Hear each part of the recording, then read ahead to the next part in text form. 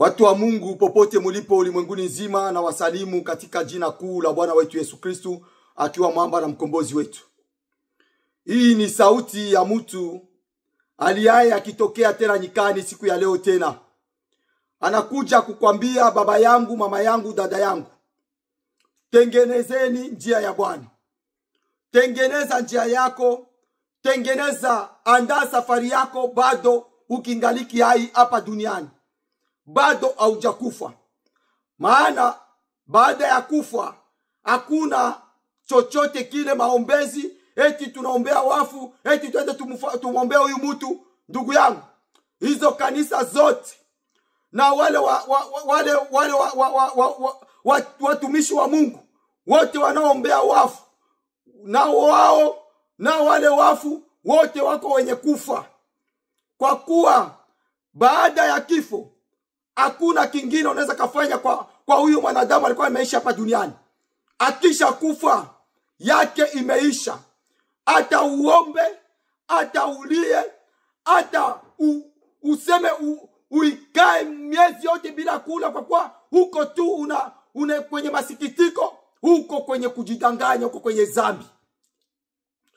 Maandiko yanatushauri, tengeneza njia yako bado ukingaliki hai.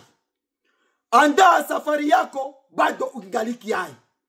Tenda mema bado ukingaliki hai hapa duniani. Chukia uovu, chukia ubaya. Maisha ya dhambi ni ya kujitenga nayo bado ukingaliki hapa duniani. Ndugu yangu, mambo yote mazuri utayafanya, yafanye bado ukingaliki hai. Maandiko yanatushauri tufanye mema, tudumu kwa kufanya mema. Tusidumu kwa kufanya ubaya. Wapendwa watu wa Mungu, na kuja tena kuwashauri, na kuja tena kuwahimiza katika safari ya kwenda mbinguni. Ndugu yangu, maisha ya dhambi ni ya kuyachukia milele, kwa kuwa hauna faida. Yote unayoyafanya hapa duniani uko mwenye kupanda, na utavuna kwa yale yote uliyoyafanya hapa duniani. Ndio sababu maneno ya Mungu, maandiko yanatushauri, na huyu Mungu anatushauri tutende mema. Tudumu kwa kutenda mema. Tukae nyumbani mwa Baba siku zetu zote za maisha yetu, huku tukitafakari matendo makuu ya Mungu, tukitafakari uweza wa Mungu kwenye maisha yetu, tukiyashika maagizo ya Mungu na kutii amri zake, na kutembea sawasawa jinsi Mungu anavyotaka tutembee hapa duniani, ili siku yetu yote ikifika ya kutoka katika dunia hii tukue tumemaliza mwisho mzuri. Ndio sababu mpendwa, baba yangu, mama yangu, toka katika maisha ya dhambi.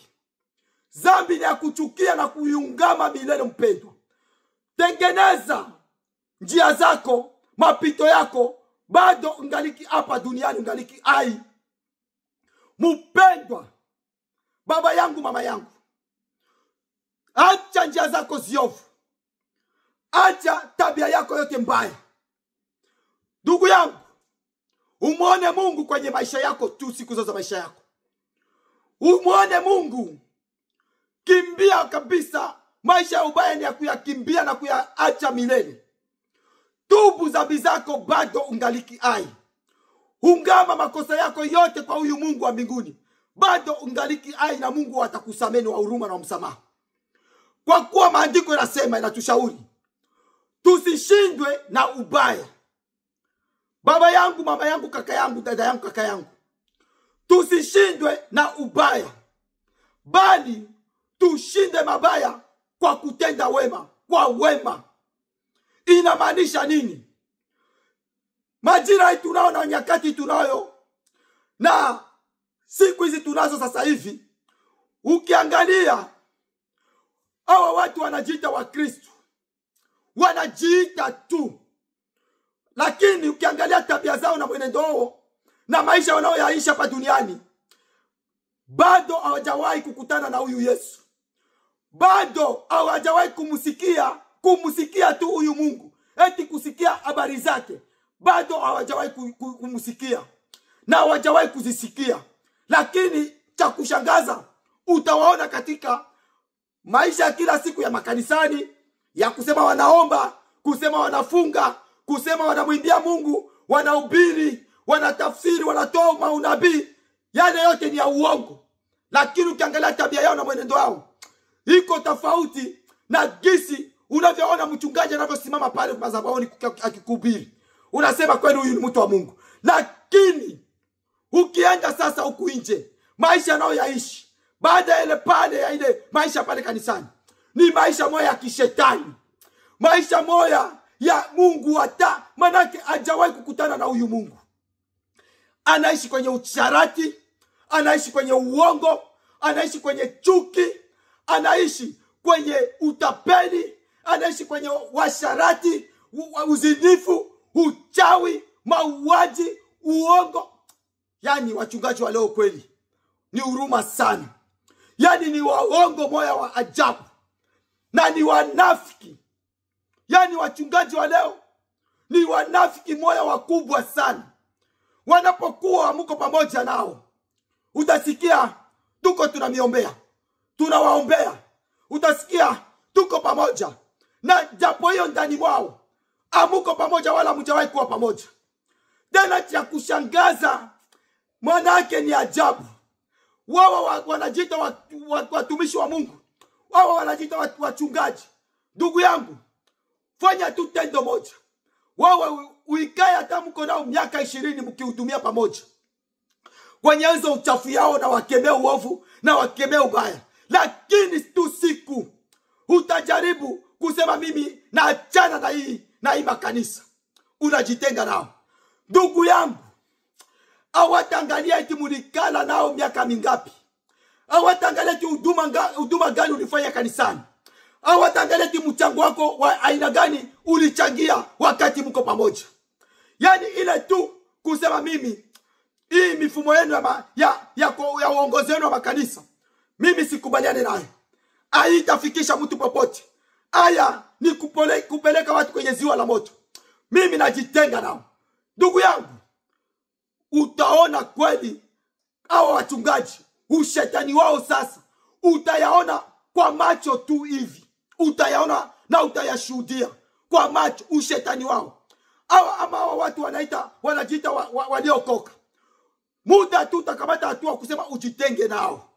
Kwa ushetani wao wako nafanya makanisani, au wakemea uovu, au wakemea dhambi, unasema mimi siwezi kukubaliana naye. Siwezi nikaishi maisha ya dhambi, maisha mabaya kama haya. Wewe unajitenga nao. Ndugu yangu mpendwa, dada yangu, kaka yangu, utawaona hawa waliokuwa wamesema eti ni wa Kristo, jinsi kwa macho tu matendo atakao kuonesha kwa macho, utaona hawa watu ni wapagani kwenda wakuwahi hata kumuona huyu Mungu ama kumsikia Mungu ama kukutana na huyu Mungu. Yani matendo moja ya kishetani moja ajabu. Na isitoshe wanatumiaka wengine, wanatumia au wengine wenye wako wachanga katika neno la Mungu. Utaona tu kama vile mchungaji atumie tu mtu, wende uniambie mtu fulani, wende ufanye hivi. Na huyo mchungaji ana mawasiliano na huyo mtu, ana namba yake, na hajashindwa kumfikia, lakini anamtumia mtu.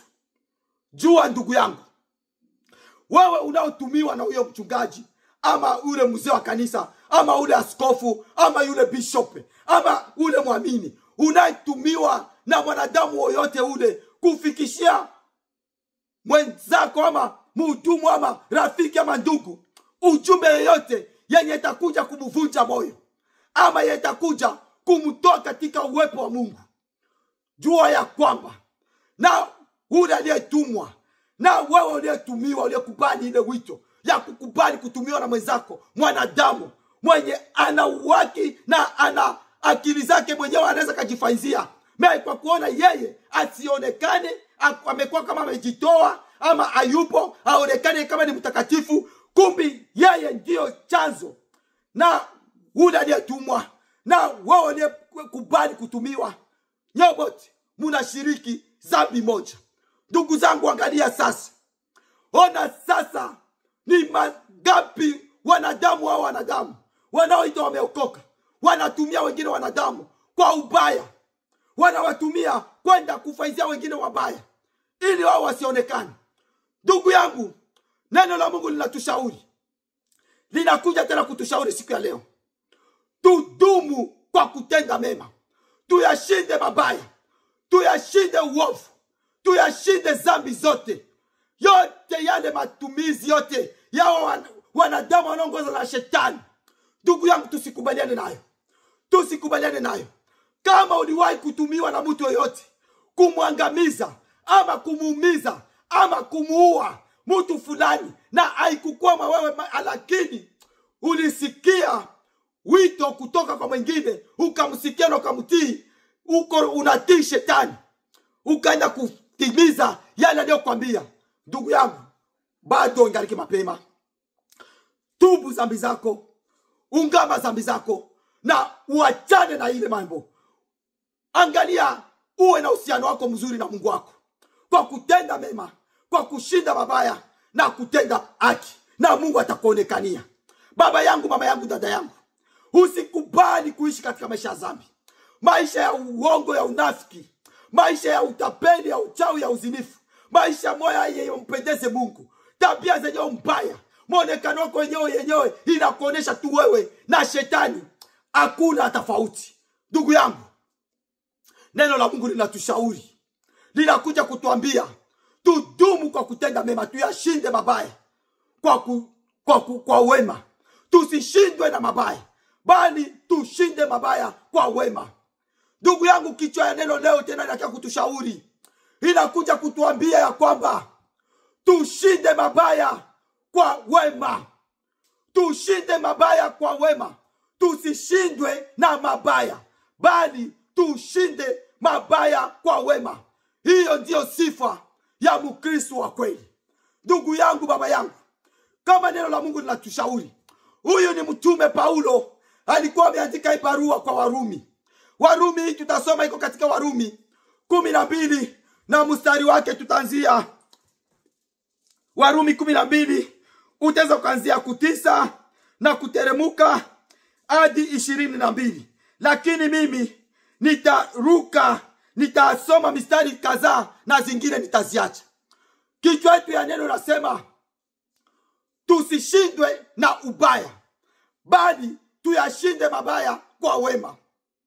Popote pale mtu wa Mungu unayenisikiliza, kama vile kichwa ya neno nasema tusishindwe na ubaya, bali tuyashinde mabaya kwa wema, tutaikuta katika Warumi 12 mstari wake wa kwanza hadi 22. Ukipata muda mpendwa, soma na utayasikia. Hiyo ndiyo sifa ya Mkristo wa kweli. Wapendwa, maisha ya unafiki Mungu anayakataa milele. Maisha masengenyo, huko unamfanyia mtu kitu, huko ulishamteta, ulishamsengenya, ulishamuua kwa maneno, na unakuja tunamfanyia, unakuwa unajidanganya. Ile upendo Mungu anayakataa, ni upendo ya bure. Ndio mtume Paulo alionya, aliwaandikia Warumi, aliwaandikia kwamba kawaambia, ndugu zangu wapendwa, tusiishi katika maisha ya unafiki, maisha maovu mabaya. Pendo la Mungu alina mambo alina chuki, alihesabu mabaya.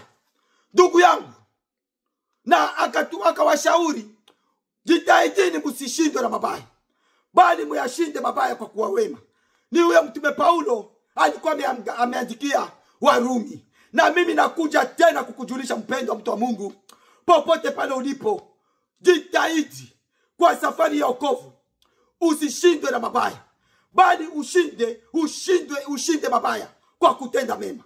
Mungu anatushauri tudumu kwa kutenda mema, kwa kukimbia uovu na ubaya. Yote tusiyotaka kutendewa, tusiwatende wengine. Tusome tusikie. Tutaanzia mstari wake, mimi ndasoma, tunaanzia mstari wake wa 9 na ndakuwa narukia. Inasema, pendo lisiwe na unafiki, lichukilieni lililo wema. Unasikia, anatushauri ya kwamba anasema pendo lisiwe na unafiki, tulichukie mabaya, bali lichukulieni uovu Manake tuyachukie maovu. Lichukilieni lililo liovu.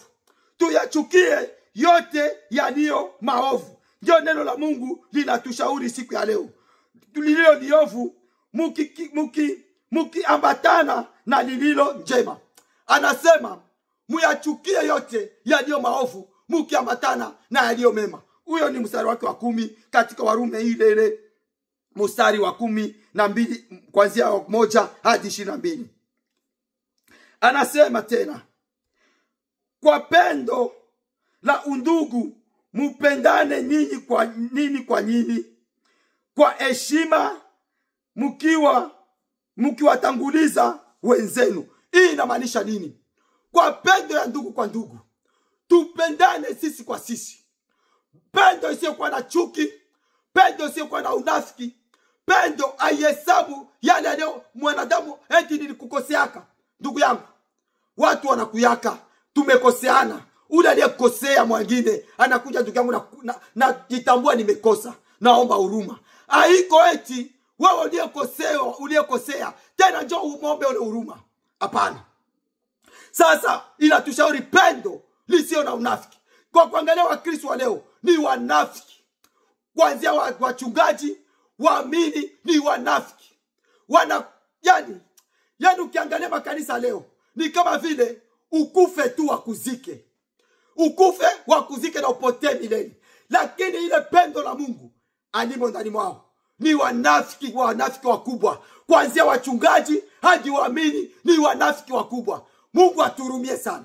Mungu anachukia maisha ya unafiki. Anachukia maisha ya unafiki. Mungu anachukia mambo kama yale. Anasema, tukienda, mimi ndaenda tu mara moja kwa mstari wake tunatoka tunarukia, tunaenda mstari wa 10.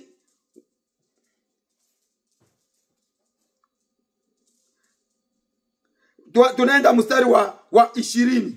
Mstari wa 20 nasema, lakini adui yako akiwa na njaa umulishe, akiwa na kiu umnyweshe, maana ufanyapo hivyo utampatia mkaa, utamutia mkaa wa moto kichwani pake. Unasikia? Adui yako akiwa na njaa mulishe, akiwa na kiu munyeshe. Kwa kufanya hivyo utamutia mkaa wa moto kichwani pake. Inamaanisha nini? Inamaanisha tusirudishe kisasi kwa kisasi. Watu wa Mungu, tusirudishe kisasi kwa kisasi. Watu wakikoseana, ukikosea ndugu yako tena na kurudia, tafakari ndani moyo wako. Sikitika kweli nimemkosea. Kamata hatua kwenda kumomba msamaha. Na akikomba msamaha, umsamehe, kwa kuwa msamaha wote ikitoka rohoni na Mungu atajua kama hii ni msamaha ya kweli. Kwa kuwa kuna msamaha ingine ya unafiki. Kweli Mungu huyo atakujulisha. Kwa kumwona tu mwanadamu kisa anapokuja, utajua hii msamaha ni ya unafiki. Huyu mtu anataka nisogeze karibu ili aniangamize. Na pale uwe makini katika msamaha. Kwa kuwa misamaha mingi ndio inaua watu siku hizi. Utakoseana na mwenzako, wewe utakuwa umesahau na umesamehe. Ndani mwake ana chuki, ana mambo moja ya ajabu. Anasema mwisho tu mpaka nitamtendea mabaya. Atakuonesha uzuri, atakuonesha ukarimu, atakutia karibu, atakuonesha umesamehewa, mumemaliza, lakini yenye iko ndani mwake Mungu anayajua. Na huyu Mungu aliyekupatia roho ya kumsamehe, atakuonesha huyu mtu sio msamaha kweli. Uwe makini naye, usimkaribie. Lakini akionesha msamaha wa kweli na Mungu anayekubali, ndugu yangu, wewe kama nikutendea mabaya, mtendee wema. Pale utakuwa umemfunza na utakuwa umemhubiri, na hapo utakuwa umemwekea mkaa wa moto kichwani mwake kwa matendo utakaomtendea. Kwa kuwa alifanya kwako kwa unafiki, hakukufaizia chochote, lakini wewe kwa hesabu yale mabaya, haukurudisha mabaya kwa mabaya. Wewe ulirudisha mabaya yake ukamrudisha wema. Ndugu yangu, neno la Mungu linatushauri tufanyapo hivyo, maadui zetu hawa wanajiita maadui, tutakuwa tunawawekea mkaa wa moto kwenye kichwani kwao. Tutaruka mstari wake wa 22 nasema, usishindwe na ubaya, bali uishinde ubaya kwa wema, na Mungu atubariki katika jina la Yesu. Amen. Anamalizia kwa kusema tusishindwe kwa ubaya, bali tuushinde ubaya kwa wema. Popote pale mtu wa Mungu, tusishindwe na ubaya, bali tuushinde ubaya kwa kutenda mema, kwa kutenda haki, kwa kukimbia ubaya, kwa kutokuumiza mwingine, kwa kutokumfanyia mwingine mabaya, kwa kutokumtakia mwingine mabaya, lakini tuzidi kutenda mema, tuzidi kutenda haki, na hapo Mungu atakuwa pamoja nasi, na Mungu awabariki katika jina la Yesu. Amen.